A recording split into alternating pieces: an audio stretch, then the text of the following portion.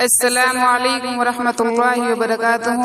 شداد کا باپ اپنے بیٹے کی ہوشیاری سے بہت خوش ہوا اور بولا، سب لوگ سو جائیں گے تب ہم اپنے بھروسے کے مزدوروں کے ساتھ فاوڑے وغیرہ لے کر چلیں گے، جہاں بھی تم کو خزانے نظر آئے وہیں سے ہم کھود کر نکالیں گے اور ہم اپنے گدھے ہوئے کھچروں پر خزانہ لاد کر لے آئیں گے۔ تو اس طرح شداد نے بہت سارا مال، ہیرے و جواہرات اکٹھے کر لیے تھے۔ سبھی گاؤں کے لوگوں کو دعوتیں کر کے اپنا ہمدرد بنا لیا تھا۔ کچھ عرصے بعد شداد نے اس گاؤں کے سردار کو قتل کر کے اس کی جگہ پر خود سردار بن بیٹھا۔ ہوتے ہوتے یہ خبر دوسرے حاکموں و فوجداروں کو پہنچی۔ انہوں نے شداد کو سزا دینے کا ارادہ کیا۔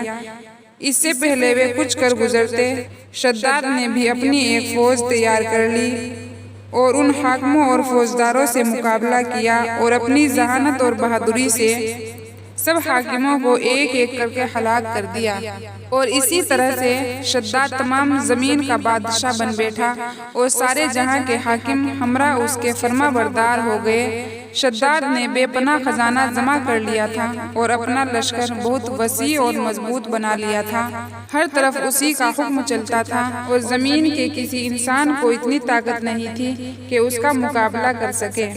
بے پناہ خزانے و مال دولت، سلطنت و عظیم شان و شوکت، سلطنت میں عظیم و شان و لشکر، ذہانت اور طاقت کی وجہ سے شداد اب غرور و تکبر میں مبتلا ہو گیا تھا اور اس نے خدائی کا دعویٰ کر ڈالا۔ عالموں نے اس ملعون کو بہت سی نصیحتیں کی اور حق تعالیٰ شانوں کا خوف اور اس کی طرف توجہ دلانے کی بہت کوشش کی، لیکن شداد کا کہنا تھا کہ دولت و حکومت، عزت و شہرت سب میرے پاس موجود ہے، تو مجھے کیا ضرورت ہے میں کسی خدا کو اطاعت کروں۔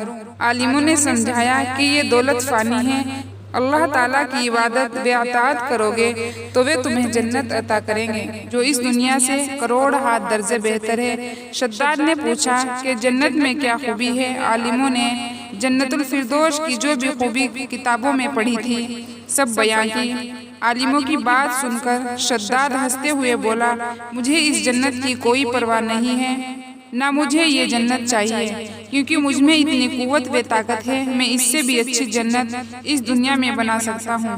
تمام عالموں کو دکھانے کی خاطر شداد نے جنت بنانے کا فیصلہ کیا۔ سب سے پہلے شداد نے اپنے معتبر سرداروں میں سے 100 آدمیوں کا انتخاب کر کے انہیں جنت دلانے کے لیے نگران مقرر کیا اور ہر ایک سردار کے ساتھ 1000 آدمی متعین کیے۔ زمین میں دفن تمام خزانے نکالے گئے اور سارا سونا نکال کر ان کی گنگا زمنی اینٹیں تیار کرائی گئی اور ان کو آدم سے متصل ایک شہر مروا چوکٹھے کی شکل میں 10 کوس لمبا، 10 کوس چوڑا اور 40 کوس اونچا مقام بنانے کا حکم دیا گیا۔ اس شہر کی بنیادیں اس قدر کھودی گئی کہ پانی کے قریب جا پہنچی اور پھر ان بنیادوں کو سنگ سلمانی سے بھروایا گیا۔ جب بنیادیں زمین کے برابر ہو گئی پھر ان میں سونے و اشرفیوں کی اینٹوں سے دیواریں بنوانی شروع ہوئی۔ ان دیواروں کی بلندی اس قدر زیادہ تھی کہ جب آفتاب طلوع ہوتا تھا تو اس کی چمک سے دیواروں کی روشنی پر نگاہ نہیں ٹھہرتی تھی۔ شہر کی 4 دیواری کے اندر 1000 محل تیار کیے گئے اور ہر محل 1000 ستون کا اور ہر ستون جواہرات سے جڑا ہوا تھا۔ ہر شہر کے درمیان میں نہر بنوائی گئی، ہر مکان میں حوض و چوکچے بنائی گئی اور شہر کی بڑے ہنر سے شاخائیں نکال کر ہر مکان تک ایک ایک نہر پہنچائی گئی اور ان نہروں کو حوض و چوکچوں سے جوڑا گیا۔ حوض و چوکچوں کے فرش پر یاقوت، زمر، نیلم کی تہی بچھوائی گئی اور ان کے کناروں پر درخت بنائے گئے جن کی جڑیں سونے کی اور پھول اور پھل یاقوت کے دیگر جواہرات کے بنا کر لٹکائے گئے۔ مکانوں کی دیواروں کو خشک زعفران، عنبر گہکل کر کے استر کاری کروا کر معطلا و مزب کیا گیا۔ دیگر ظواہر کے خوبصورت و خوش آواز جانور بنوا کر تختوں پر بیٹھائے گئے اور ہر درخت کے پاس ایک پہرے دار کو تعینات کیا گیا۔